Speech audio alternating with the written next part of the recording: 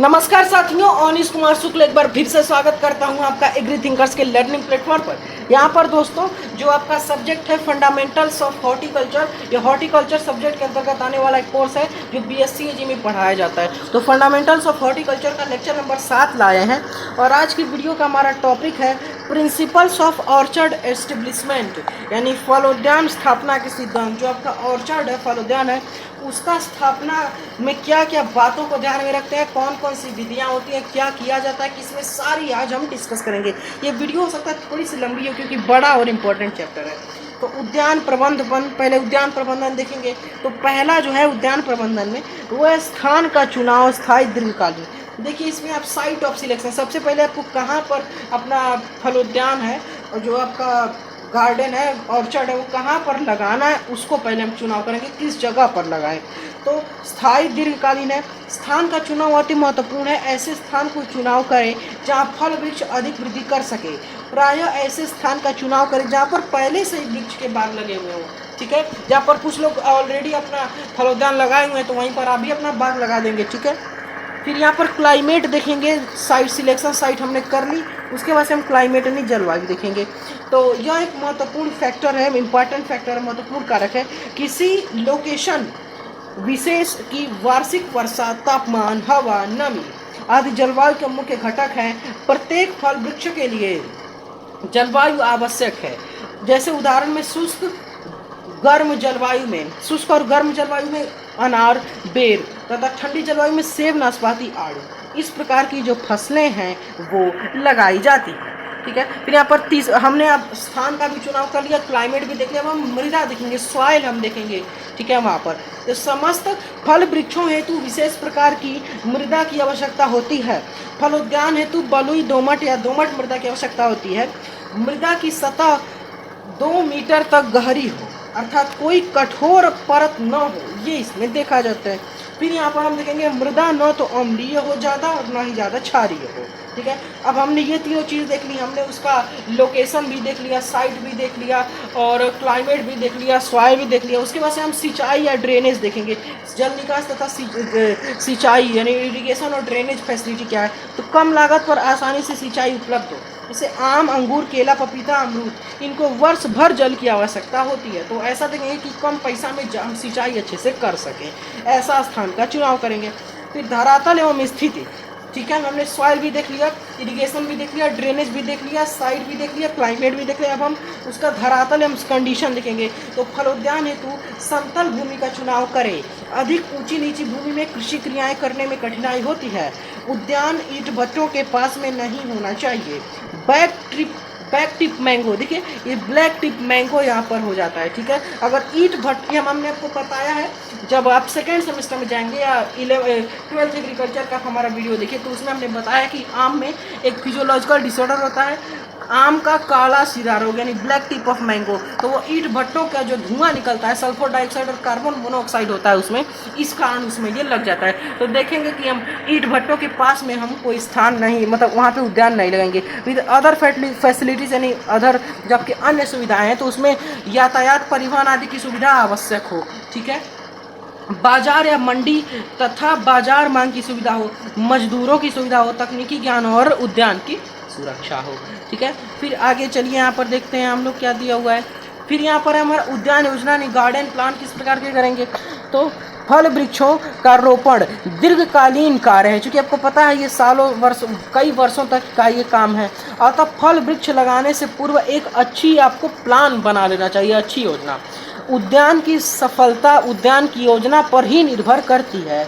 बाढ़ फेंसिंग मतलब ये होता है कि हम उसको सुरक्षित कर देते हैं बाढ़ लगाकर उद्यान को। तो उद्यान की सुरक्षा है तो बाढ़ लगाना अति आवश्यक है। इसके लिए कंटीली झाड़ियों, कंटीले तारों या पक्की दीवारों, मतलब जो भी आपका जो फाइनेंशियल कंडीशन है उस हिसाब से आप इन तीनों में से कोई भी लगा सकते हैं।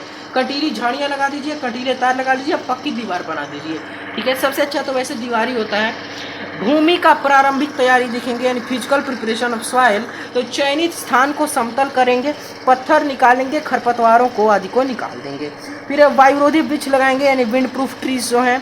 ठीक है, ये वृक्ष फल वृक्षों, ये फस नहीं है फल है, ये सौ नहीं है लौ है। ठीक है, तो ये वृक्ष फल वृक्षों को लू तथा अन्य हानिकारक हवाओं से बचाते हैं। वायुरोधी वृक्ष बाग के उत्तर, ये आपको ध्यान में रखना है कि वायुरोधी यानी विंड प्रूफ ट्रीज कहाँ लगाए जाते हैं, विंड ब्रेक, तो उत्तर पश्चिम दिशा में ये लगाए जाते हैं बाग के।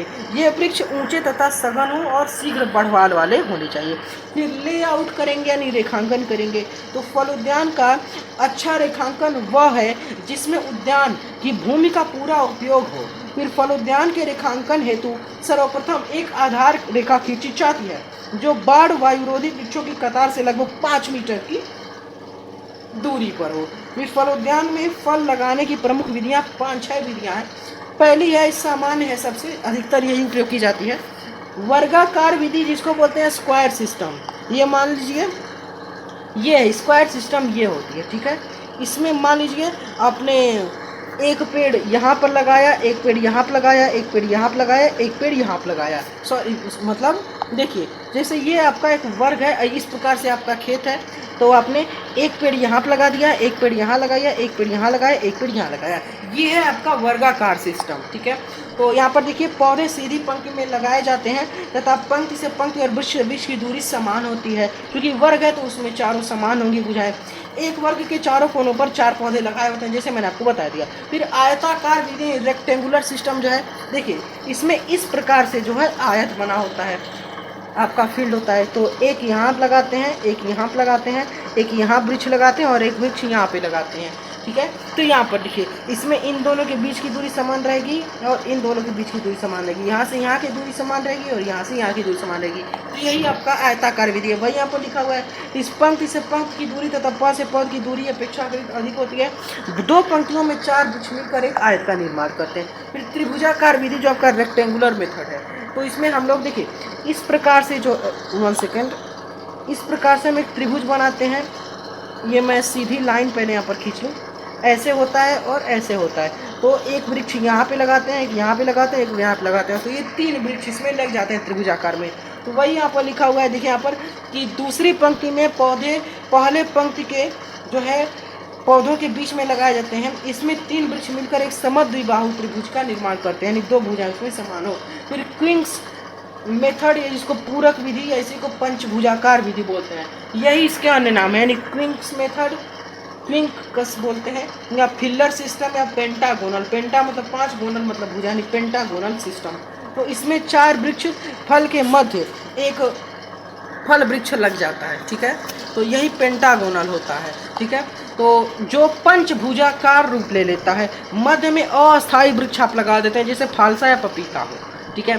फिर यह शहरों में सर्वाधिक प्रयोग होती है, जो पेंटागोनल है। इस विधि में वर्गाकार विधि से दोगुने पौधे लगाते हैं। इसे वर्गाकार में 4 लगेंगे तो इसमें लगभग 8 पौधे आपके लग जाते हैं। फिर षटभुजाकार यानी हेक्सागोनल मेथड में देखेंगे तो इस विधि में मेनली जो 6, देखिए इस विधि से पेड़ लगाने पर वर्गाकार विधि की अपेक्षा 15% ज़्यादा पौधे लगते हैं। तो ये सभी चीज़ों में वर्गाकार से ही तुलना कर रहे हैं, इसका मतलब वही सबसे खराब है। 6 वृक्ष एक षटभुजाकार आकृति का निर्माण करते हैं, ठीक है। जो यहाँ पर 6 भुजाएं होती हैं, वही देखिए यहाँ पर 1 2 3 4 5 है, तो ये 6 भुजाएं एक षटभुजाकार आकृति का निर्माण करती हैं। फिर यहाँ पर एक कंटूर विधि, समोच्च रेखा विधि को बोलते हैं, कंटूर सिस्टम बोलते हैं। तो यह विधि पहाड़ों पर जहाँ कर भूमियाँ नीची ऊंची हैं वहाँ पर अपनाई जाती है, और ये वर्षा ऋतु में वृक्ष लगाने के लिए बेस्ट है। पेड़ लगाने का समय जो है वर्षा ऋतु में जुलाई अगस्त होता है, खरीफ का टाइम बोल सकते हैं, या फरवरी मार्च यानी जायद का टाइम, ठीक है। पेड़ शाम में लगाएं तथा पर्णपाती फल वृक्षों को दिसंबर फरवरी जो आपका रबी का टाइम है उसमें लगाना चाहिए। फिर यहाँ पर देखिए पौधे लगाते समय क्या क्या सावधानियाँ रखेंगे, तो पौधों को ध्यान में आप रखेंगे जब आप पौधे लगाएं तो सायंकाल में ही लगाएं। पौधों की जड़ पर लगी पॉलीथीन को अच्छे से अलग करें और मिट्टी को नुकसान ना हो। जैसे पौधों की जड़ जो उस पर सुरक्षा के लिए पॉलीथीन लगी होती है, पन्नी लगी होती है पॉलीथीन, तो उसको इस प्रकार से अलग करेंगे कि हमारी मिट्टी को जो उसमें लगी हो इसको नुकसान ना हो। पौधा लगाने से पूरा ऊपरी बाकी 4 से 5 पत्तियों को तोड़कर बाकी पत्तियां हटा देते हैं। फिर 4 से 5 पत्तियों को छोड़ेंगे, बाकी पत्तियां तोड़ देंगे। पौधा लगाने के तुरंत बाद जो है वो सिंचाई कर देते हैं, ठीक है। फिर वहाँ पर देखिए क्या है, लकड़ी या बांस आदि लगा दें जिससे पौधा तेज हवा से बच सके। फिर प्रतिकूल मौसम में किस प्रकार से यहाँ पर बचाव करेंगे, तो फल वृक्ष की वृद्धि, गुणवत्ता, फलन पर मौसम का प्रभाव पड़ता है। फिर यहाँ पर मौसम के इस प्रकार अचानक परिवर्तन से फल वृक्ष अधिक प्रभावित होते हैं। मौसम की ऐसी परिस्थितियां जो फल वृक्षों तथा उद्यान पर प्रतिकूल प्रभाव डालती हैं प्रतिकूल जलवायु दशाएं कहलाती हैं। जैसे पाला और लू जो हीट वेव है, हवा गर्म हवा, वो अतिवृष्टि और अनावृष्टि, ठीक है, एक्सेसिव रेन जिसको आप बोलते हैं, और आंधी, ये चीज़ें इस पर प्रतिकूल प्रभाव है। इफेक्ट ऑफ फ्रॉस्ट यानी पाले का प्रभाव देखें तो सर्दियों में तापमान बहुत कम लगभग 0 डिग्री सेल्सियस हो जाने के कारण फल वृक्ष के भागों पर बर्फ की परत जम जाती है, ठीक है। उसके बाद से यहाँ पर देखिए क्या है, आप लोग देखिए यहाँ पर क्या दिया गया है, तो पाले से बचाने फ्रॉस्ट प्रोटेक्शन किस प्रकार से करेंगे हम लोग, तो यहाँ पर जो है आपका कि सिंचाई करेंगे, धुआं करेंगे, और जो आपको फ्रॉस्ट रेसिस्टेंट वैरायटी है पाला रोधी किस्में हैं उनका उपयोग करेंगे।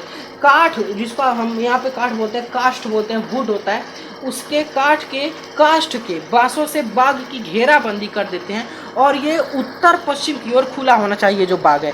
जो गंधक के अम्ल जो H2SO4 है, ठीक है, सल्फ्यूरिक एसिड, उसका छिड़काव करते हैं। विद्युत हीटर लगा सकते हैं, वायुरोधी वृक्ष पट्टिका लगा सकते हैं, बड़े व पुराने फल वृक्षों के तने पर चूने का लेप कर सकते हैं। फिर है उद्यान में अफलन की समस्या जो अनफ्रूटफुलनेस है, वो आगे एक टॉपिक इसी में फंडामेंटल्स ऑफ हॉर्टिकल्चर में हम बताएंगे आपको। तो उद्यान में अफलन की समस्या का समाधान, तो कारण देखिए इसका क्या है, पहले तो देख लीजिए यहाँ पर कि एक्सटर्नल फैक्टर्स होते हैं और इंटरनल फैक्टर। तो एक्सटर्नल फैक्टर में बाय कारक में जो एनवायरनमेंट है, वेदर है, इंसेक्ट है और मौसम, इस प्रकार से पोषक तत्वों की स्थिति है, मौसम की स्थिति है, रोग व कीटों का प्रकोप, सिंचाई और कटाई छटाई, अनुपयुक्त भूमि, ये होते हैं। फिर आंतरिक कारकों में आंतरिक कारक जो इंटरनल फैक्टर्स है उसमें आनुवंशिकी है, असंगतता है, अपूर्ण फलों का बनना है। तो यहाँ पर आपका ये टॉपिक कंप्लीट होता है। अब यहाँ पे 13 मिनट में ये कंप्लीट हो गया। मैंने आपको बताया था बड़ा चैप्टर है और काफ़ी इंपॉर्टेंट भी है, यहाँ से क्वेश्चन 100% आते हैं। और फर्स्ट सेमेस्टर का आपको ध्यान देना चाहिए कि गोरखपुर यूनिवर्सिटी में अगर दीनदयाल उपाध्याय गोरखपुर यूनिवर्सिटी में आप एडमिशन ले रहे हैं तो आपको जो विषम सेमेस्टर है 1, 3, 5, 7 इस प्रकार से, या 9 से 9वां सेमेस्टर हो, तो इसमें थ्योरेटिकल पेपर होगा अब, ठीक है, डिस्क्रिप्टिव होगा। ऑब्जेक्टिव होता था 3 वर्षों से, अब डिस्क्रिप्टिव होगा, ठीक है। तो ये जो मेरा नोट्स है फर्स्ट सेमेस्टर का, इसके PDF के लिए ज्वाइन करेंगे टेलीग्राम चैनल, लिंक मिलेगा डिस्क्रिप्शन में, वहाँ से ज्वाइन करके आप PDF में अपलोड करूँगा, वहाँ से डाउनलोड करके अपने नोट्स बना सकते हैं और आप तैयारी अपनी करते रहिए। अब आपको टॉपिक पढ़ना है, ठीक है, कुछ अब MCQ से नहीं काम चलेगा, और इन इंस्ट्रक्शंस को फॉलो कर लीजिए। वीडियो को ज़्यादा से ज़्यादा शेयर करें ताकि सभी स्टूडेंट्स का कल्याण हो, ठीक है। व्हाट्सएप ग्रुप का लिंक है डिस्क्रिप्शन में, उसको ज्वाइन कर लीजिए और वहाँ पर अपनी क्वेरीज हमसे पूछ के सॉल्व करा सकते हैं। हमारा कॉन्टैक्ट नंबर है, वहाँ से आप हमसे कॉन्टैक्ट भी कर सकते हैं। अगर आपके मन में कोई क्वेश्चन है तो उसको कमेंट में लिख दीजिए, कोई सजेशन भी आप देना चाहते हैं वो भी आप कमेंट में लिख सकते हैं। जुड़े रहेंगे एग्री थिंकर्स के साथ। Thanks for watching, take care, have a nice day.